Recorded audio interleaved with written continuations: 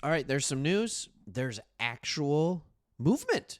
There's actual movement. And the question I have for all of you are you good with it? We got a news coming out of Ian Rappaport. Everybody's saying it, right? That the Cleveland Browns have released edge Ogbo Okoronkwo, a former big-ticket free agent. I don't know if I would really say big ticket. I mean, 3 years, $19 million for an edge rusher isn't that much money. In the final year of his 3-year, $19 million deal. They'll save some money in the process.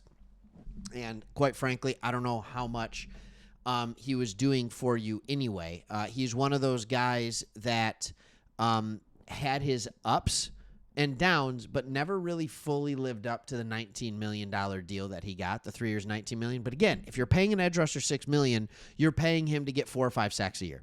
And he did that in the first year with the team. And then last year, yikes. It was not good. It was not good. And I don't know if his body hit the wall.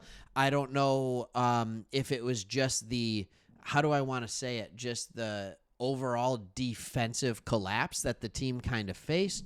But last year was not a good year for him. A lot of players, it wasn't a good year for them. So I think this is a smart move by the Browns, but we're going to get into that. We're going to get into the stadium. You just got approved to move that stadium. So we're going to talk about that. But here's what I want to know. And I'll start with this question by telling you who we are. My name's Craig. Me and my buddy Chris started this channel like 3 years ago. We've done a ton of Browns videos.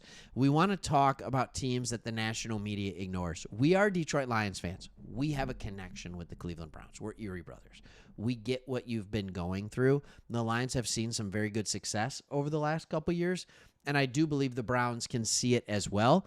Here's the question I have for all of you. Because here's what I don't know. The Detroit Lions did an opposite stadium move. They went from playing in Pontiac, Michigan, which is about 30 minutes north of the city of Detroit, 20, 30 minutes, depending on traffic, right? It's north of Detroit, and then we moved to Ford Field, which was downtown Detroit. You are going from downtown Cleveland into a stadium that's probably about 15 minutes away. All right, the report here says that the Ohio legislature has cleared the way for the Cleveland Browns to build the team's long-planned indoor stadium in suburban Brook Park. Here's the question. Is this good news for Cleveland Browns fans? I'm talking to you. Hit me up in the comments. How do you like it? Are you excited to have the opportunity to be able to go to football games indoors when the weather gets colder? Or do you relish the cold weather and think that it's an advantage for your team? Do you enjoy the opportunity to go to a more suburban area and hopefully have a larger parking lot and all that kind of stuff and maybe some easier in and out capabilities? Or do you love going into the city of Cleveland that you're proud of to watch your Browns play? I would love to know those type of things. As far as the team goes, it's interesting because when you talk about cold weather, there's so many cold weather AFC teams. I sometimes wonder how much of an advantage actually playing outdoors in the cold really is. Like most of the teams that are good in the AFC, yeah, sure, if you get the Dolphins that have to come play in Cleveland when it comes to playoff time, big advantage, right?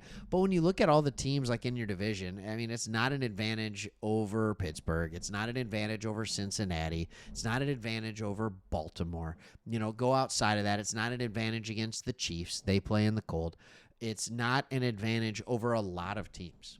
I mean, it's an advantage over the Chargers. It's an advantage over the Dolphins. It's an advantage over the Jags.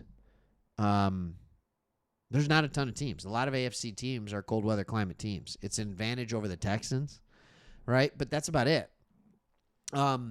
And so I look at that, and I'm just like, I don't know if that's a huge thing. I think I'd rather play in a really nice stadium to be able to attract free agents. I think I'd rather play in a really nice stadium so that the players know exactly what they're going to get, and you can build your team to be an indoor stadium football team. You can also build your team to be an outdoor stadium team. Like, there's no doubt about that, but the weather changes throughout the season. So, yes, you can attribute your team either way. The Lions playing in a dome. I got no problems with it at all. I got no problems with it at all. But that's neither here nor there. Now I will be honest with you. When you're talking about the release of Okoronkwo, I just did a video for our Detroit Lions channel because that was the first channel we ever made, that the Lions need to go sign the guy. I think it's just a question of where's your team at. And when I look at your team, I look at a guy like Isaiah McGuire who made a name for himself last year. He went from being not very good in 2023, not receiving a good grade, to playing defensive snaps. He played 469 snaps on the defensive line, and he was far more effective than Okoronkwo. So you need to move Okoronkwo out of the way to let this guy come and play. Like, this is one of the main reasons that you want to move a guy like Okoronkwo, because you get to have him. Last year, he had a PFF grade of 83.3. Did you know? Are you aware that's good enough for 13th amongst all qualifying defensive ends? That's really good. His run defense was an 86.1. He's a bigger player. We knew he'd be a good run defender. We didn't know it would be that good, and we didn't know that he would get 26 pressures, including 3 sacks and 5 QB hits. We didn't know that he'd be able to rush the passer almost as effectively as Okoronkwo while being a significantly better run defender while being 24 years old. It was 23 last year. So that's part of the reason you want to be there. You also have players that don't have any discernible, worse traits. You look at guys like Julian Okwara, who is playing at about the same level as Okoronkwo. Alex Wright. You already obviously have Myles Garrett. So on your defense, that's not a bad deal. Then you go out and you get Mason Graham, who's going to give you a pass rush from the interior. You still have Malik Collins, all right, who I think, will continue to play at a fairly effective level for you. And so, your defensive line is already there. Is this a big loss? No, it's a depth piece. And the question you have to ask yourself is, do we have enough youth that can be that depth? And it was Okoronkwo playing at a position where, it just kind of lost its luster. So do you think there's going to be another signing out there? Well, they did sign someone immediately after they released him. And they went out and signed kicker Andre Smite. Schmidt. It's pronounced Schmidt. All right. I'm dumb.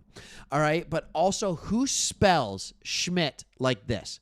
Who spells Schmidt? SZMYT. I guess that actually makes sense. It makes sense.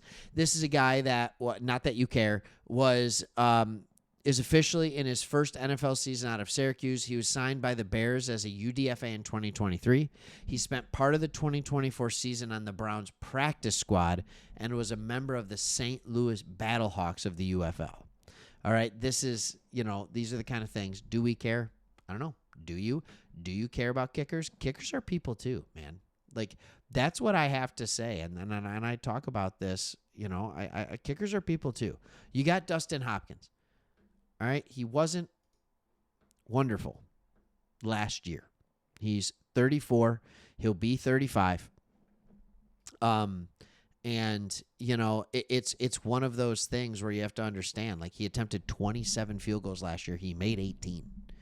He made 17 out of 20 PATs. It was not a great year for him, and he rated 43 out of 43 kickers.